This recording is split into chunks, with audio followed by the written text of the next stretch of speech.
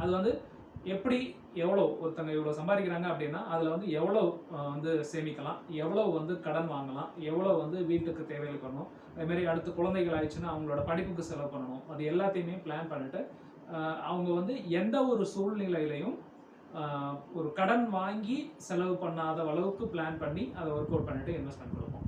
So எதுக்காக investment அப்படின்னு வரணும் அப்படின்னா, சாதாரண நம்ம பேங்க்ல போட்டு வச்சுக்கலாமே அப்படின்னா, இன்ஃப்ளேஷன் அப்படின்ற ஒரு விஷயம் இருக்குது. நம்ம நார்மலாக நம்ம வாங்குகிறோம், பேங்க்கில் போட்டு வச்சோம்னா ஒரு 3 நீங்கள் சேவிங்ஸ் பேங்க் அக்கௌண்ட்டில் வச்சுருக்கீங்கன்னு வச்சுக்கோங்க.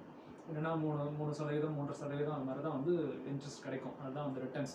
ஆனால் இன்ஃப்ளேஷன் அப்படின்றது என்னென்னா பணவீக்கம் அப்படின்னு தமிழில் சொல்லுவாங்க. அது வந்து இப்போது ஒரு பொருளை இந்த வருஷம் ஒரு 100 ரூபா கொடுத்து வாங்குறோன்னா அடுத்த வருஷம் அதே பொருள் இருக்காது. எக்ஸாம்பிளுக்கு பெட்ரோல் போன வருஷம் 70 75 அந்த ரேஞ்சிலேருந்து இப்போ 100 ரூபா வந்துச்சு. லாஸ்ட் 10 வருஷத்துக்கு முன்னால் எவ்வளோ இருந்தது இப்போ இருக்குது. ஸோ அதை பேஸ் பண்ணி தான் எல்லா பொருட்களும்